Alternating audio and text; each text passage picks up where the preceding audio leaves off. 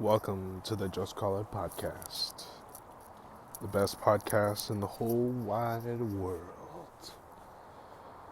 Today is a horrible day for Europe, horrible day for Ukraine most especially, and will it be a horrible day for the future of Russia? And will it lead to the fall of Russia? I don't know.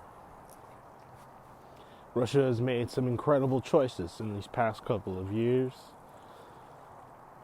Invaded Crimea not too long ago, which is a little island off the coast of Ukraine.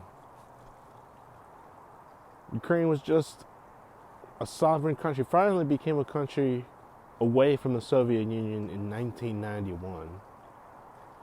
It's crazy to say that a country like this has been passed around between Poland, Russia, Soviet Union, the USSR as they would say, and even the Nazi regime. This has been an incredible thing that's been going on.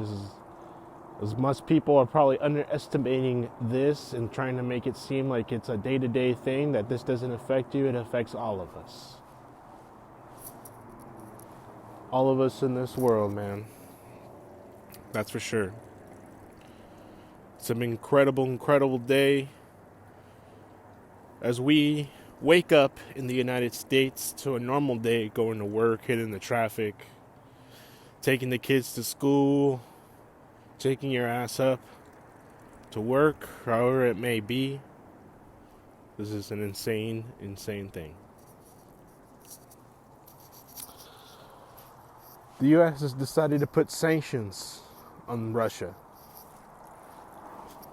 Has decided to make Russia feel its pain economically and force it into some type of isolation. What do you do when you back a bull or a strong animal to the corner? What do you do when you're backed in against the wall? Well, you're going to fight. The U.S. has decided to put sanctions economically, making it hard for the Russian economy to use and trade as it used to with other countries. I mean, not too long ago, man, Vladimir Putin was sitting in seats with George Bush, with Barack Obama, or President Trump. In the eyes of other countries, when it comes to diplomacy and trading and whatnot, it was seen as a good country. To be honest, the UN, it's actually part of the UN Security Council. How can you have the Russian Federation, a country who's right now invading Ukraine, on the UN Council?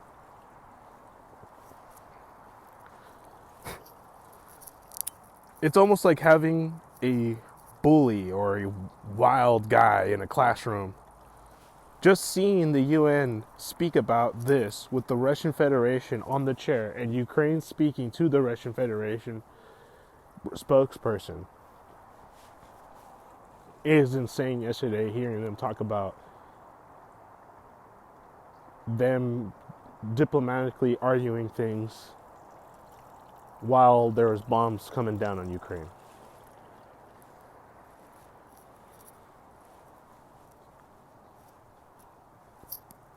I think this is a tough thing to really understand and wrap your head around, from depending what kind of lens you kind of see it from. But in the end, it's basically a country coming in and bullying a little country. No matter who owned Ukraine before, Ukraine was a country for 30 years. It doesn't matter if it was rightfully Russia, it's its own country. So the fact that he decided to go in and do this wrongdoing, it's a huge example of what could happen to other countries who decide to invade. Well, Russia is basically laying out the blueprint for any other country that has ever tried to want to take over. Countries that have tried to take over little countries before has usually been bullied by the US or NATO or the UN. Now you have a country like Russia who's just ridiculously huge and has now automatically has slowly slowly has built up its power of military arms by obviously doing trades with countries in the black market like in China and Middle East. They're fully stacked. They got nuclear bombs. They got all sorts of things. They're definitely a country to be reckoned with. If they have nuclear power, they have the power to destroy a country like us, the U.S.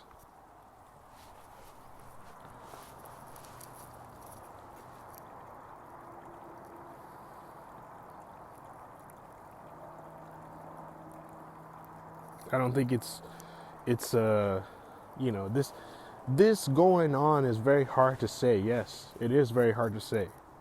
But if you heard some of the generals talking on the news today, talking about this, if you are in tune and really looking into what's going on, you'll see that Russia is literally exercising its military force on Ukraine. It's literally like a sports show. You see missiles being shot from sea, from air, and from ground. Small, big, large, and medium.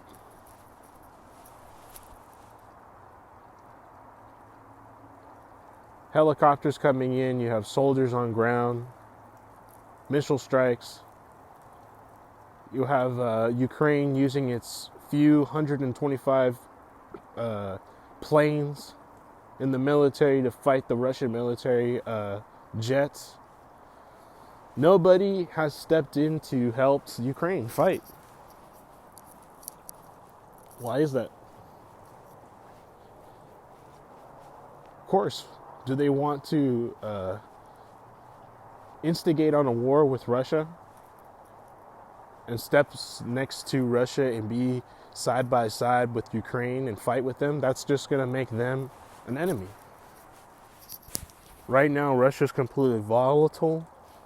It's uneasy. So it'd be extremely easy for Putin to decide to just rip a fucking nuclear bomb. It's just too detrimental. You just don't know what a person like that will do. So why test it? That's why the United States can only help by preparing its borders to safely retrieve the refugees and stop Russia from advancing. So what happens when Russia advances? You have to think, people, time. It's not that time will eventually get to Putin, yeah, but the guy is young enough to last like another Fidel Castro regime. I mean, if Fidel Castro had more land, how massive would that guy have been? I mean, he just took over a little island. I mean, he already had the United States all over him, looking into this guy and figuring out about what he does. Heavily involved in the CIA, trying to take a coup over Fidel, once trying to get him assassinated.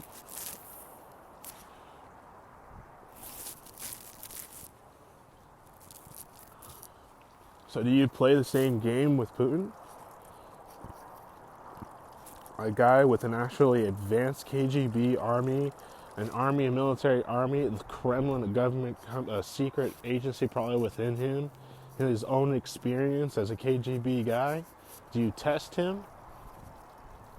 You're talking about someone who is advanced in espionage with warfare tactics, guy with economics, with diplomacy, making friends with China. You're testing a guy who has power and connections. And not only is he doing this for himself, he's doing it when he feels with a purpose. And when you stop a person who has purpose, it's hard to fuck with a person like that. So the people of Russia are not getting along with Putin and his ideas. Some of its own state officials don't agree with what's taking place. Some people are in the dark about what's going on.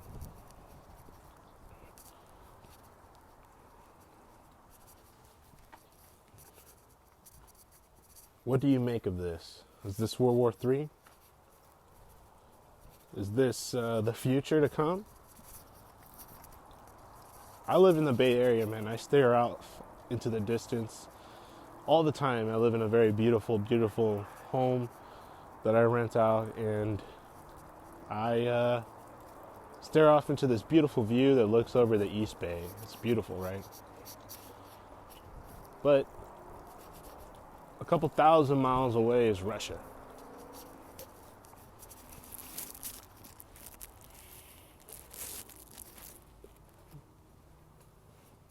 Russia has the capabilities of attacking the United States. But does it have the capabilities of infiltrating? I don't know. Russia has used multiple tactics to destruct Ukraine, and it was very easy, and it's basically showing its superiority to the world. It used cyber attacks, it used physical kinetic attacks by strategic bombings, ground forces, scare tactic, diplomacy tactics, and the fear of a major country attacking a small country. Just showing how quick it can disseminate the government of Ukraine. Who's to say that by the end, this, as other generals were explaining, this could be a 90-day campaign in Ukraine trying to fall the government of Ukraine and finally taking it back to Russia.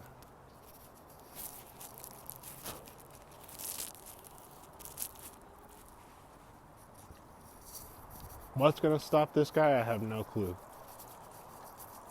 But what I do say is this. There's two ways that this could go. The likelihood is this. It's going to force all the things that are taking place at the moment of these sanctions, of making Russia a very less of a rapid economic country as it is. It's going to make it slow down. It's going to make it hard for it to take care of its people. It's going to make it hard to keep up with the military and keep up with its security forces.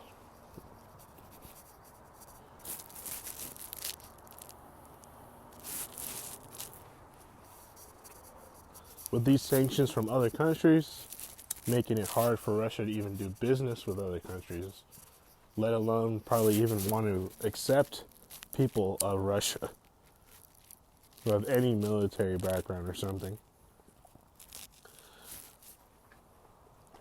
Russia will then be X'd out, just like other countries have been in the past that are just bad.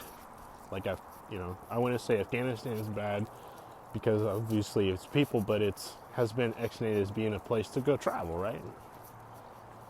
Libya, before that guy got killed, Mustafa, whatever his name was. What do you have that's going to take place in this world when you have a major country like Russia finally falling into economic fall, and a person who probably regret taking over a country will only lead to an isolated country that would want to lash out, something like North Korea, who at points has made problems for the United States.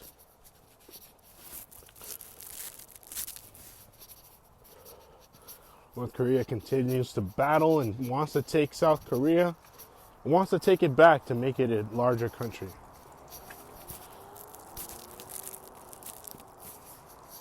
These countries like North Korea and Russia want to undermine all the other countries' efforts in order to keep the peace in this world.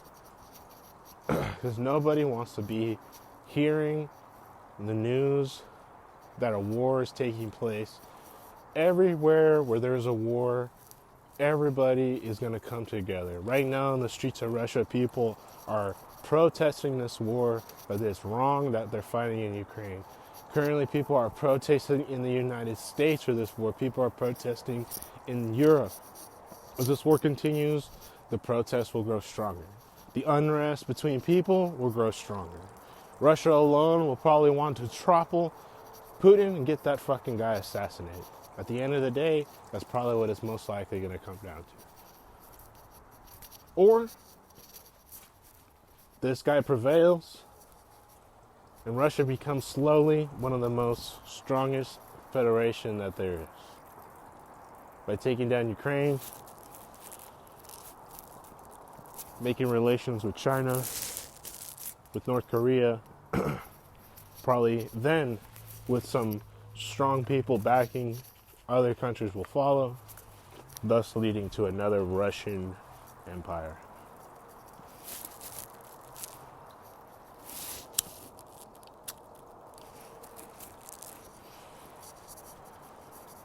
Before the Russian Federation, there was a Soviet Union, and before the Soviet Union, there was the Ottoman Empire. One of the most strongest empires ever to have ever governed this world. Owned plenty of land throughout Europe. As was all the wars taking place between the Americas and the Europes. Russia and Ottoman Empire were establishing themselves long before all the Americas even really got settled in. Russia feels like they're the rightful dominant heir of this Europe. And they want to take back what's theirs, then so be it. I will tell you this is going to end pretty badly for a lot of people. The reason why is this. War leads to change. It always leads to a resetting of expectations. If Russia puts itself in this corner, you will see a Russia that's radical, hostile, and explosive.